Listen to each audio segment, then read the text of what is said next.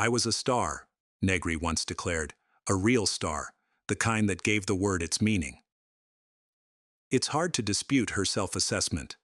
As Pola Negri, she rose from the humblest of beginnings to briefly hold the world in her grasp. With porcelain skin, jet-black hair, and smoky eyes, no American had ever seen a woman quite like her on screen before. She became the prototype of the femme fatale for generations to come. "I was the first," she claimed, "and I was the best." Yet this dazzling life of pure glamour vanished as quickly as it appeared, leaving behind a cloud of mystery. What happened to this ultimate vamp? Was she, in the end, undone by her own hunger for fame? This is the story of the enigmatic, exotic, and utterly captivating Negri. Piecing together Pola's early life is as challenging as reconstructing her partially lost films. Much of her past has been obscured by time or buried beneath her own embellished stories. Even her birth date remains a matter of debate. Some sources claim she was born in 1894, while others suggest 1899 or 1901. When she arrived in Hollywood, the studio promoted the tale that she was the last child born in the 19th century, arriving at the stroke of midnight on December 31, 1899. This fabricated narrative added to her mystique, painting her as a figure from a darker, more romantic era. Pola herself joked, "My birth date keeps getting later and later. A lady's prerogative, I suppose." Today, most agree she was likely born on January 3, 1897, but the mysteries don't stop there. Pola spun a web of fantastic stories about her upbringing, leaving behind a mix of fact and fiction. Here is a blend of the most plausible and commonly repeated accounts. She was born Barbara Apollonia Chałupiak, either in a village called Janowa, or, more likely, in the town of Lipno, located in the Congress state of Poland. Her parents were Juraj Chałupiak and Eleonora Kiełczewska. At the time, this region was a semi-autonomous part of modern-day Poland, ceded to the Russian Empire after Napoleon's defeat in 1815. Although the Congress state was technically independent and relatively liberal, in practice, the Russian czars ignored legal limitations on their power, reducing it to little more than a puppet state. Life under these conditions was harsh for the Polish people, and Pola's family was no exception. Her father, Juraj, was a Romani Slovak tinsmith who traveled for work. He was eventually arrested by Russian authorities and deported to Siberia. Pola claimed he was a revolutionary who had fought against Hungarian and Austrian forces in the struggle to liberate Slovakia. Her mother, Eleonora, worked as a washclothes and was left to raise the family alone. According to Pola, the Russian authorities retaliated against her and her mother in a cruel and vindictive manner, further compounding their hardships. Her father, labeled a gypsy in those times, faced overwhelming odds of receiving a fair trial. Before the trial even began, the Russians confiscated all their possessions and burned their house to the ground as the young girl and her mother watched in despair. When Juraj was sentenced to exile in Siberia, the mother and daughter left Janowa and moved to Warsaw, the capital of Congress Poland. In Warsaw, Pola's mother worked as a cook, and they lived in a building notorious for being a local brothel. Instead of feeling intimidated, Pola was intrigued by the brothel's women, growing fascinated with their lifestyle. This exposure influenced her to develop a bold and sensual nature, as well as a love for glamorous clothing and daring behavior. Though her beginnings seemed highly unlikely for a future Hollywood star, Pola always asserted that her family came from lost nobility. According to her, they were Polish aristocrats who lost everything after siding with Napoleon against the Russians. This self-crafted narrative of heroic fall and redemption created an image of Pola as a lost princess, who would later find her destiny in the grand Hollywood empire. While likely far from the truth, her humble beginnings made her incredible rise all the more remarkable. In Eastern Europe at that time, an attractive and physically capable young woman could escape poverty through dance, and Pola chose just that path. Around 1910, she devoted herself to pursuing the rigorous and challenging life of a professional ballerina. She trained at the renowned Imperial Ballet School in St. Petersburg, one of the world's premier ballet institutions. Her hard work and talent shone brightly. She performed in Tchaikovsky's Swan Lake and played a solo role in Arthur St. Leon's Coppelia. However, her physical health betrayed her ambitions. Like many people of that era, Pola contracted tuberculosis while studying ballet. The illness required 3 months of treatment in a sanatorium in Zakopane, Poland. Although the stay helped, she never fully recovered, and her dream of becoming a ballerina was over. This shattered dream left a lasting impact on her. Even after achieving immense wealth in Hollywood, Pola once said, "I would be willing to trade places with the poorest ballet dancer in the world." Despite the pain of loss, her time in the sanatorium marked a turning point. It was there that she discovered the works of Italian poet Pola Negri and decided to shorten her name from Apollonia to Pola, adopting Pola Negri as her stage name. Although her ballet aspiration came to an end, new opportunities in performance awaited her. In 1912, she enrolled at the Philharmonia Drama School in Warsaw, setting her sights on an acting career. Her mother, fearing for her fragile health, strongly disapproved. To escape her mother's scrutiny, Pola began using her stage name, Pola Negri, and lied about her age, claiming she was 17 when she was likely only 14. At drama school, Pola demonstrated remarkable discipline and drive, which caused some of her peers to resent her.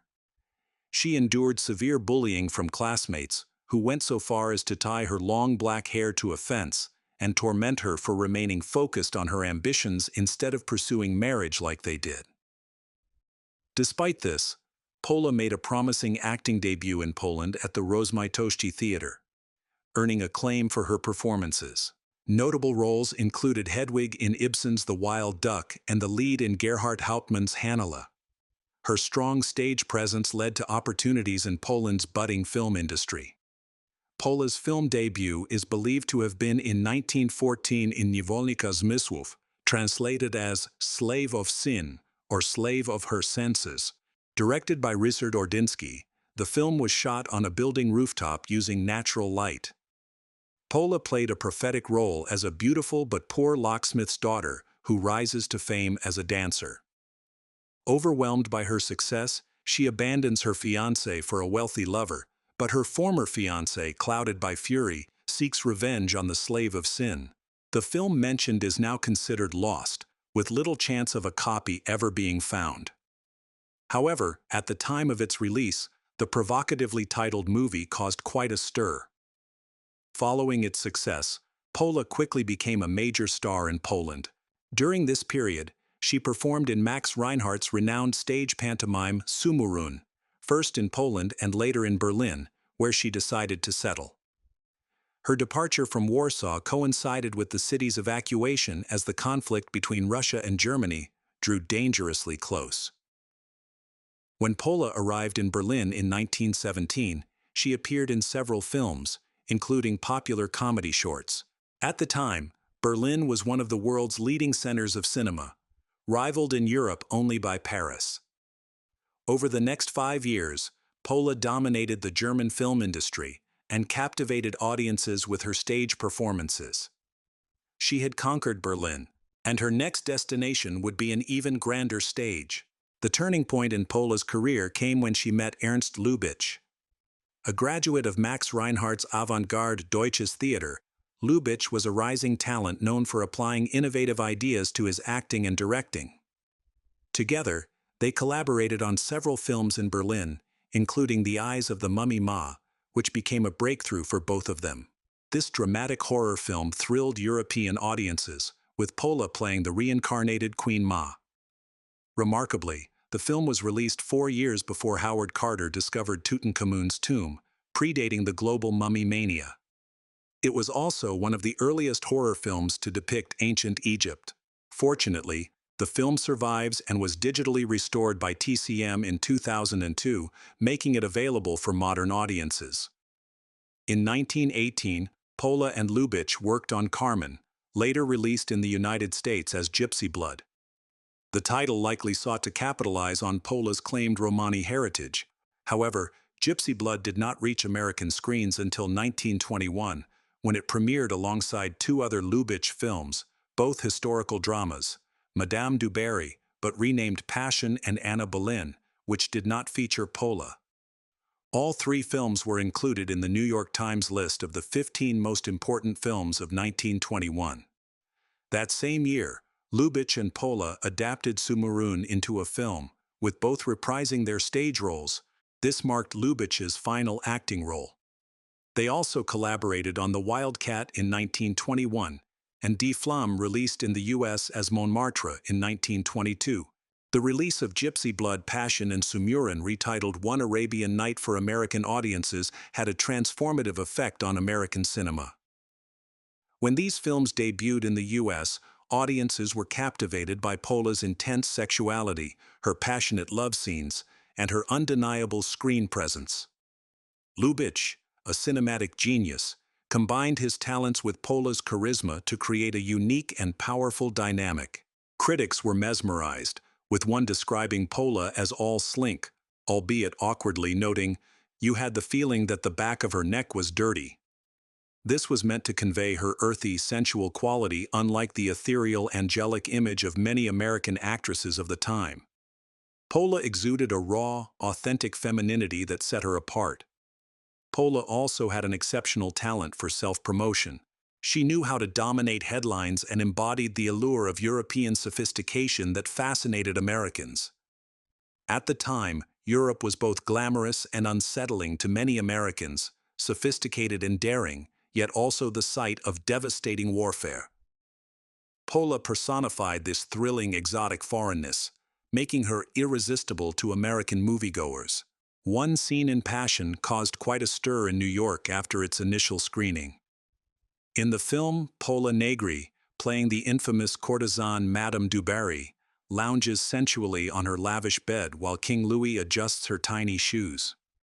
She refuses to get up until her footwear is perfectly arranged, forcing the King of France, the most powerful man of the era, to attend to her. Not only does he put on her shoes, but he also kisses her feet and calves, even licking one of her toes and clipping her nails. Such overtly suggestive and borderline scandalous scenes were highly unusual for films of that time. The promotional campaign for Passion boasted Pola Negri and a cast of 5,000 people in Passion, a mighty epic of the screen. This is the story of a Wonder Woman, the world's most daring adventuress. This was not an exaggeration. Today, the film is remembered as the project that launched Negri's career in America. It is still celebrated for its thrilling action scenes, intricate sets and costumes, and sophisticated visual style. Additionally, it played a key role in paving the way for German cinema to influence Hollywood's golden age. However, the film almost never made it to U.S. screens.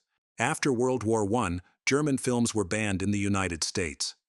To bypass this, Passion was cleverly marketed as a European film, with director Ernst Lubitsch's name omitted. Its massive success changed attitudes in Hollywood, leading to an influx of talented German filmmakers to America. For Pola Negri, the success of her three major films in 1921 marked a turning point in her life. But before her career could take off in America, her personal life faced upheaval. Back in 1919, Negri encountered Count Eugeniusz Dąbski while traveling between Warsaw and Berlin. After being detained by border officials, she demanded to see their superior. When she was brought to the Count, her anger disappeared instantly upon seeing his striking appearance, and she blurted out, "My God, I love him." After resolving her travel issues, Dąbski asked her on a date, and they soon began a romance. Their whirlwind courtship led to an engagement, and Negri, thrilled by the idea of becoming a real countess, eagerly accepted. They married on November 5, 1919, at St. Mary's Assumption Church in Sosnowiec, making her Countess Apollonia Dąbska-Czałpek. However, the marriage quickly turned sour. Negri realized she had rushed into it without truly knowing the Count. He was often absent, had few interests outside his work, and despite his gallant public persona, behaved poorly in private. Negri later revealed, "In bed, I was not his wife sharing the pleasures of marriage. I was simply an object at which he hurled his passion." Disillusioned and aware of her worth, Negri decided to leave the Count. She began a relationship with German millionaire Wolfgang Georg Scherz, who introduced her to a more luxurious lifestyle and treated her with greater care. When Domsky discovered her affair, he reportedly confronted her with a gun, demanding she quit acting and stay in the marriage. Fearing for her life, Negri pretended to agree, but fled while he was asleep, catching the next train to Berlin. Her dramatic escape coincided with the U.S. release of Passion, adding even more intrigue to the scandal surrounding its glamorous star. After the film's success in Europe, both Negri and Lubitsch were invited to work in America. Pola, shrewdly aware of her rising value, took her time deciding which studio to join, prompting studios to compete with increasingly lucrative offers. She eventually signed with Paramount, securing a salary of $3,000 a week, instantly making her one of Hollywood's highest-paid stars. Pola reportedly met fellow silent film star Mabel Normand during her voyage to America, and the two quickly became friends. While their friendship might seem surprising, it's worth noting that Pola, like Mabel, had a background in slapstick comedies. Pola seemed to form friendships wherever she went, despite often being described as a loner. People generally enjoyed her company. On the voyage, her agent grew concerned about her spending too much time in her cabin and urged her to make more public appearances for publicity. However, Pola had her own strategy. She told her agent, "All you have to do is say you want to be alone, and the whole world thinks you're exotic and glamorous." Her preference for solitude likely stemmed from her recent divorce and the loss of her title as countess. Her ex-husband, Domsky, had left her for another woman and informed her of the breakup by simply failing to show up for a planned romantic getaway in Paris, leaving her heartbroken. Soon after, Pola sought lavish distractions. When she arrived in Hollywood, she embraced a life of opulence and transformed herself into a symbol of glamour. She purchased a dazzling white Rolls-Royce with white velvet upholstery, ivory door handles, and a custom dashboard. On her drives, she draped a white fur rug across her lap and was accompanied by her two white Russian wolfhounds. Her chauffeur wore an all-white uniform, switching to black only when it rained. Pola herself was often wrapped in luxurious furs like ermine, chinchilla, and mink, adorned with glittering diamonds, rubies, and emeralds. She sat regally in the back seat, staring straight ahead, often causing traffic to stop. Her extravagance didn't end there. Pola owned a pet tiger, which she sometimes walked on a leash down Sunset Boulevard. Her dressing room was decorated entirely in Chinese style, and she insisted on fresh orchid petals being scattered on the floor daily. Her wardrobe was equally dramatic, consisting exclusively of either black silk, black velvet, or sable, or the complete opposite, white silk, white chiffon, and ermine. She also started the trend of women painting their toenails bright red. In her personal life, Pola pursued relationships with some of Hollywood's biggest names, beginning with Charlie Chaplin. Pola and Chaplin had met in Germany, and their friendship soon blossomed into a romance that captured the media's attention. Rumors of marriage swirled, with headlines proclaiming the Queen of Tragedy to wed the King of Comedy. While their relationship lasted for some time, it ultimately did not lead to marriage. Pola made her American film debut in 1923 with Belladonna, directed by George Fitzmaurice. She starred alongside Conway Tyrrell, Conrad Nagel, and Adolphe Menjou. Famous players spared no expense in introducing this European star, providing her with elaborate costumes and placing her at the center of the story. The film followed a woman who leaves her British husband for an Egyptian tycoon, only to be rejected after a brief affair. In one dramatic scene, Pola's character rows a boat into the desert, struggles across the sand, and evades tigers and jackals. As Variety sarcastically remarked, What a tiger or jackal or Negri was doing in that part of the desert just then is the picture stuff. But the animal must have gotten her out there in her semi-evening clothes. There must have been 3 or 4 barrels of sand used for the storm, also 1 camel, and Pola knows how to get off a camel even if the picture doesn't show her getting on. Her next American film was a remake of Cecil B. DeMille's The Cheat, also directed by George Fitzmaurice. This time, the man who brands the wayward society woman was portrayed as a Hindu instead of a Japanese character, though the storyline remained largely the same. According to Variety, audiences at the Rivoli Theatre laughed at the film, but the lavish sets and costumes received praise. Pola herself was noted for projecting a distinctly hard personality on screen. Negri found greater success with her final film, of 1923, The Spanish Dancer, where she was praised as fiery and flashing. Directed by Herbert Brennan, the film was released at the same time as Ernst Lubitsch's first American movie, Rosita, starring Mary Pickford. In The Spanish Dancer, Negri's dance background was evident as she moved with grace and expressive physicality. Her beauty was undeniable, with her large emotive eyes conveying a wide range of feelings. The film's stunning visuals were crafted by the legendary cinematographer James Wong Howe, credited at the time as James Howe. It was a lavish production, featuring elaborate sets, large crowds of extras, and impressive crowd scenes. By 1924, Negri's career was on the rise, and she was cast in roles befitting a Paramount star, grand, glamorous, and emblematic of silent cinema's golden age. That year, she starred in Shadows of Paris, Men, Lily of the Dust and Forbidden Paradise. In Shadows of Paris, she played a character embodying the typical woman's film arc, beginning as a poor girl in a Parisian Apache den and ascending to wealth as the mistress of a grand mansion. Her transformation from a girl in a checked skirt, tight blouse, and cheap feathered hat to a sophisticated woman adorned in the finest Parisian fashions and jewels showcased her versatility. In Men, hailed by Variety as a box office surefire, Negri reunited with Dmitry Buchowetsky, a director she had worked with during her Polish filmmaking days.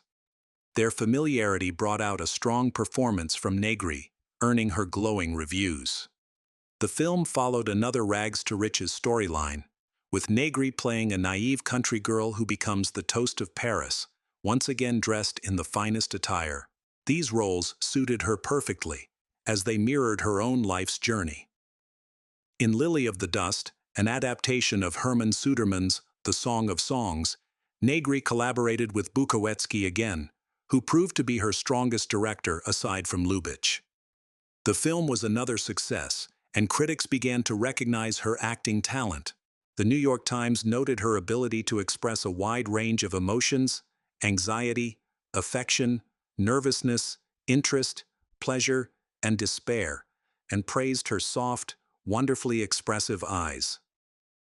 Negri's standout performance of 1924 came in Forbidden Paradise, which reunited her with Lubitsch.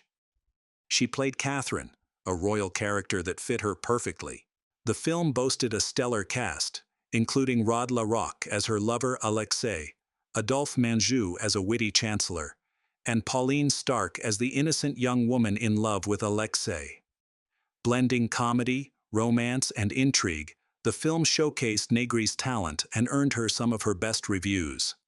Variety stated, "If ever a star did good work, Pola Negri does it here." Her chemistry with Rod LaRocque was particularly noted, and their on-screen partnership sparked a real-life romance during filming. Amusingly, Negri had to stand on a small stool to kiss the much taller LaRocque in a royal scene. While critics were beginning to appreciate her talent, the public had already fallen under her spell. Fan magazines quickly embraced Negri, drawn to her glamorous and magnetic persona. A 1923 article by Henry Carr in Motion Picture described her as a wild wind who acted instinctively, exuding a unique power rarely seen in American actresses. The piece also highlighted her arrival in Hollywood, noting her commanding presence and regal demeanor, which set her apart from her peers. In the early days, Photoplay magazine featured a quirky segment on nose readings, where they analyzed the shape of celebrities' noses to reveal their true personalities. According to the magazine, Pola Negri's nose suggested she had a strong, dominant personality, described as vital and wild, with executive ability, a keen sensitivity to art, boldness and resolve. In contrast, Gloria Swanson's nose was said to reflect strength of character, a love of luxury, quick wit and intelligence, paired with a shy and suspicious nature. Another article poetically referred to Pola as an exotic sorceress, living a crepe Georgette existence. Pola Negri was a central figure in studio promotions, often described with dramatic flair. She was dubbed the Magnificent Wildcat and a tiger woman with a strange, slow smile and a world-old lure in her heavy-lidded eyes, mysterious, fascinating, an enigma. These advertisements, aimed primarily at women, emphasized the beauty of her costumes, the romantic allure of her films, and her daring, independent spirit. She was characterized as all fire and passion, evoking the perfumed Orient, smoldering passions and hidden storms. Studios also publicized her temperamental outbursts and emotional moments, creating an image of a defiant woman who refused to conform. Many young female fans likely admired her boldness and independence during a time of societal change. If Pola didn't get her way, she made sure everyone noticed. For male audiences, Pola was marketed as the most fascinating love actress in the world. She herself added to this image with bold, controversial statements. In one interview, she declared, "I do not believe in marriage. It is not for me. I am selfish. No, not selfish, for I have sacrificed everything for love. I am independent. Freedom comes before anything. I am a gypsy, like my father." Despite these efforts, studios realized that a good scandal was even more effective at grabbing attention. By 1924, they orchestrated one of the most famous feuds of the 1920s, Negri versus Swanson. Both were celebrated divas, with Swanson reigning over the Paramount lot, and Negri known for her fiery temper, often berating directors except for Lubitsch for not shooting enough close-ups. A popular impression of Negri circulated in Los Angeles, capturing her dramatic persona. In her thick Polish accent, she was said to storm onto sets and demand, "Make the big face, make the big head." The rivalry between Negri and Swanson was so intense that it became a media sensation, turning the concept of a catfight into something almost literal. Swanson's well-documented dislike of cats became a key detail in this feud, widely reported by fan magazines. Meanwhile, Negri was portrayed as an animal lover, famously owning a pet tiger. The famous Players Lasky publicity team capitalized on this contrast, spinning a story that Pola unleashed a horde of cats of various sizes and colors onto Gloria's set, causing Swanson to flee in terror and faint. This manufactured rivalry only added to the mythos surrounding these two iconic stars. Rudolph and Pola reportedly met for the first time in 1926 at a costume party hosted by Marion Davies. Rudolph arrived dressed as his character from Blood and Sand, while Pola attended in the uniform of an officer of the guard for Catherine the Great. It's said that Pola asked Alla Nazimova to introduce her to Rudolph. The two felt an immediate connection and arranged for a private meeting later that evening. In her memoir, Pola described Rudolph as passionately overwhelming, recounting how he covered his bed with rose petals for her, and they spent the night together in a whirlwind of romance. Was their relationship genuine or a publicity stunt? Perhaps a bit of both. Pola seemed eager to engage in love affairs that drew public attention, while Rudolph was more reserved, though he often let his romantic partners take the lead. The couple was frequently seen together, sharing smiles in candid photos that suggested genuine happiness. It's possible they were simply so in love that they wanted to share their joy with the public. Frustrated by the lack of meaningful roles in Hollywood, Pola decided to return to Germany for 4 months to revive her career. Rudolph, however, did not plan to join her. Pola dramatically referred to their time apart as a supreme test of love. Tragically, This test would end in heartbreak. In August 1926, Rudolph suddenly collapsed. Although doctors performed surgery and initially believed he would recover, his condition deteriorated, and he died from a perforated ulcer at just 31 years old. Upon hearing the news, Pola fainted in her hotel room as the world grieved alongside her. Valentino's death sparked mass hysteria, with riots breaking out at his funeral in New York. Pola rushed from Hollywood to attend the funeral, but her behavior shocked many of Valentino's mourning fans. She posed dramatically for photographers and threw herself sobbing onto his open casket, causing chaos among the mourners. Pola then accompanied Rudolph's body by train back to Hollywood for another funeral, stopping in major cities along the way. At each stop, she posed willingly for reporters and repeated her theatrical displays of grief. At Valentino's Hollywood funeral, Pola commissioned an extravagant $2,000 arrangement of red roses, with her name, Pola, prominently spelled out in white roses at the center. Subtlety was never her strong suit. Her dramatic mourning continued, with Photoplay magazine reporting her intention to place an enormous marble wedding cake monument on Valentino's tomb. Thankfully, this plan was never realized. While those in attendance were not particularly impressed, it was a subtle gesture by Pola Negri that some believe sealed her tragic fate. During an attempt to symbolize her so-called marriage to Rudolph Valentino, she removed a ring from his lifeless finger and placed it on her own. This ring, as it turned out, may have brought misfortune into her life. After Valentino's death, rumors spread that Pola Negri was the mysterious woman in black who visited his grave annually. Many believed only someone like her would make such a dramatic and consistent gesture. However, it was later revealed that this woman was not Pola, though it's possible she was inspired by her. Despite the theatrics surrounding their romance, Valentino and Negri shared genuine affection and intimate moments. One of Pola's most memorable quotes about their relationship was a simple yet heartfelt recollection. He loved to make spaghetti and meatballs. He had his own special recipe. I never tired of it, and I will never share with anyone else the secret of his meat sauce. This statement paints a vivid picture of Pola and Rudolph enjoying a quiet meal of homemade spaghetti, dressed in the luxurious jewels and silks of haute couture. After Valentino's death, Pola quickly moved on and married again in 1927. Her new husband was better known as Prince Serge Medivani, though he wasn't actually a prince. They wed on May 14, 1927, just months after Valentino's passing. Shortly after their marriage, Pola became pregnant.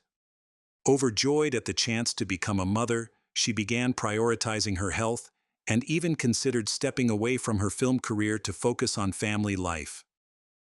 Tragically, she suffered a miscarriage, and the loss of her child remained a source of grief for the rest of her life. Medivani's family, known as the marrying Mandivanis, had a reputation for using their minor nobility to attract wealthy partners. Pola fit this mold perfectly, and by 1929, her fortune was estimated at $5 million. However, the stock market crash that same year devastated her finances, which seemed to cool Medivani's feelings for her. Their marriage ended in divorce on April 2, 1931. Adding to her financial troubles, a painter sued Pola for unpaid fees after creating a portrait of her that included Valentino's ghost in the background, a clear sign she was still mourning him. In her 1970 autobiography Memoirs of a Star, Pola declared that, despite her many relationships, Valentino was the true love of her life. She wrote, "My love for Valentino was the greatest love of my life. I loved him not as one artist loves another, but as a woman loves a man." The 1927 film Hotel Imperial, directed by Moritz Stiller, famously known as Garbo's Svengali, was a beautifully crafted production. Pola Negri looks stunning in the movie, but her appeal went far beyond her physical beauty. Her face radiated character, and when she smiled, it lit up the screen. Her expressive eyes perfectly conveyed her character's emotions and the situations she faced. This unique quality, was fully showcased in Hotel Imperial, and Stiller clearly knew how to bring out her best. Following this success, Negri appeared in another notable film, marking what could be seen as a comeback, though she likely would have despised that word, much like Norma Desmond. Let's call it a return instead. Her next film, Barbed Wire, was directed with skill by Roland Fee Lee and is remembered as one of the most compelling World War I narratives of the 1920s, particularly for its bold anti-war message. However, Negri's performance received mixed reviews, largely due to political backlash. Critics were unsettled by the film's perceived pro-German sentiment, and some reviews were harsh. Regardless, Barbed Wire remains one of her finest works. Negri's career seemed to be on an upswing, but then the advent of sound in cinema disrupted the industry. This technological revolution would forever change filmmaking, leaving many silent film stars behind. Actors feared whether their talents would translate to the new medium, even those born and raised in English-speaking countries. For performers with foreign accents, the future looked especially uncertain. Even baseless rumors about an actor's voice could ruin careers, as seen with John Gilbert. Amid this upheaval, Negri managed to release 4 more silent films during the twilight of the medium: The Secret Hour, 3 Sinners, Loves of an Actress, and The Woman from Moscow. These films were consistent with her earlier work. Afterward, she abruptly stopped acting, appearing only in a part-talkie film in England titled The Woman He Scorned. Released in America in 1930, the film received poor reviews. Was this her attempt to cultivate an air of mystery before vanishing? It's unclear, as she largely disappeared from the public eye during this period. Negri remained off-screen until 1932, when she made her official sound film debut in A Woman Commands. The film was heavily promoted, and she attended its New York City premiere with Mayor Jimmy Walker. During her stay at the Ambassador Hotel in New York that April, she performed alongside Russ Columbo in George Jessel's Variety Review at the Shubert Theater, and the two briefly dated.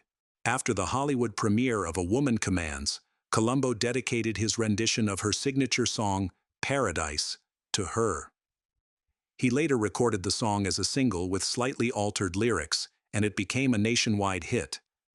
At the premiere, Negri dazzled in an all-white ensemble, topped with a magnificent tiara on her dark hair. However, the film itself was disappointing. One review described it as an awkward mix of musical melodrama and a failed attempt at continental sophistication. The movie was ultimately criticized for being a chaotic blend of torch songs, revolution, steamy romance, Ruritanian court intrigue, and lowbrow comedy. Like Greta Garbo, Pola Negri had a distinctive accent. However, unlike Garbo, she struggled to adapt to changing times. Her glamorous image, complete with furs, jewels, and silk shoes, and her roles as gypsies, sirens, and exotic crime queens, no longer resonated with audiences during the tough realities of the 1930s. In an era that celebrated strong working-class women and gritty gun malls, Pola's dramatic performances felt outdated and out of place. Her American film career was clearly nearing its end. Despite this, the promotion for A Woman Commands ensured that Pola made her exit with her signature flair and glamour. Afterward, she seemed to vanish from Hollywood, as if she had never been there at all. Many have speculated about the reasons behind her dramatic decline. Unlike stars such as John Gilbert and Barbara Lamar, Pola did not suffer from severe addiction. However, like Lamar, she faced mysterious health issues. Doctors in the late 1920s couldn't pinpoint the cause of her ailments, though some suspected her earlier bout with tuberculosis might have played a role. One of the most intriguing rumors surrounding Pola's downfall involves a supposed curse tied to a ring she took from Rudolph Valentino's finger. Today, this silver ring, set with a semi-precious stone, lies in a Los Angeles bank vault. Though not particularly valuable or beautiful, the ring is infamous for its alleged curse. Its owners have reportedly suffered injuries, misfortunes, and even untimely deaths. Many believe this very ring contributed to Valentino's early death and the string of violent events associated with it over the past century. is hard to dismiss as mere coincidence. In 1920, Valentino was at the peak of his fame when he discovered the ring in a San Francisco jewelry store. The shopkeeper warned him of its history of bad luck, but Valentino purchased it anyway. He wore it during the filming of The Young Raja, a movie that would become the biggest flop of his career, leading to a 2-year hiatus from acting.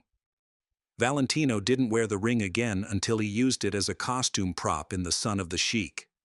Just 3 weeks after completing that film, he traveled to New York wearing the ring. It was still on his finger when he fell ill with the condition that would ultimately take his life. During Valentino's funeral, Pola slipped the ring onto her own finger in a dramatic gesture. Not long after, she endured a prolonged period of ill health that coincided with the decline of her film career. While working on A Woman Commands, Pola met Russ Columbo, a singer and actor who bore a striking resemblance to Valentino. Struck by the resemblance, Pola began a brief affair with Columbo and gifted him the ring, saying, "From one Valentino to another." Tragically, not long after receiving the ring, Columbo died in a bizarre shooting accident. From then on, the ring passed through several hands, and each new owner met with misfortune or death. After this point, Pola Negri found herself without any film offers and decided to return to Europe. She made a film in France and then went back to UFA in Germany in 1935. There, she appeared in a series of well-received films and also gained recognition as a cabaret singer. Around this time, rumors surfaced about her alleged romantic relationship with Adolf Hitler, who was reportedly an admirer of Pola. However, these claims were dismissed by her wardrobe mistress, who quipped, "Miss Negri is herself a dictator. She would never take orders from Hitler." As World War II approached, Pola returned to the United States. During this period, she became close friends with Margaret West, an oil heiress and former radio star whom she had first met in the 1930s. The two women became housemates, living in a beachfront home in Los Angeles with Pola's 88-year-old mother. Later, they relocated to Bel Air. A devout Catholic, Pola devoted much of her time to fundraising for Catholic charities alongside her mother and West. After her return to Hollywood, Pola appeared in just one film, a light-hearted comedy titled Hi Diddle Diddle, which was released in 1943. On January 12, 1951, she became a naturalized U.S. citizen. Following her mother's death from pancreatic cancer in 1954, Pola and West moved in 1957 from Los Angeles to a suite in the Menger Hotel in San Antonio, Texas, and later to a larger home in Olmos Park. Pola lived with West until West's death from heart failure in 1963, after which she inherited part of West's substantial fortune. Biographers have long speculated about whether Pola was bisexual and romantically involved with West, but there is no definitive evidence. Although their living arrangement was unconventional for the time, Pola never mentioned any romantic relationship with West in her writings. In 1964, Pola made an unexpected return to the screen in Walt Disney's The Moonspinners. The film starred Hayley Mills, and Pola was persuaded to come out of retirement from her home in Houston, Texas. She played a small but memorable role as Madame Habib, a jewel thief living aboard a lavish yacht named the Minotaur. Despite her limited screen time, Pola made a strong impression. Her character's salon, designed to resemble an extravagant silent film set, was decorated with Egyptian and Asian artifacts, and a cheetah lounged on a plush stool. Ever the showwoman, Pola knew how to make an impact. To promote the film, she caused a stir in London by appearing for the press with her cheetah co-star on a leash while staying at a luxurious hotel. In her final film, Pola delivered a striking farewell performance. In a memorable scene, after betraying the villain she had once supported, her character calmly remarks, "Everyone lies when it suits their purpose, even the stars," before settling down for a nap with her cheetah. This line served as a fitting reflection of Pola's life, her past roles, and her unique persona. In her later years, Pola found herself childless and increasingly lonely. She often reflected on her life, asking, "What to do with time? What to do with my life?" Yet she also expressed gratitude, saying, "The past was wonderful. It was youth and exhilaration. I would not have missed it for worlds. The present is tranquil. It is age and a little wisdom. I'm grateful to have survived long enough to have experienced it." Pola Negri passed away on August 1, 1987, at the age of 90, at Northeast Baptist Hospital in San Antonio, Texas. Her death was caused by pneumonia, which had led to her hospitalization a week earlier. She had also been battling a brain tumor for 2 years, a condition she chose not to treat. At her wake at the Porter Loring Funeral Home in San Antonio, her body was displayed in a glamorous yellow chiffon dress with a matching golden turban, a final nod to the elegance and style she had embodied throughout her life.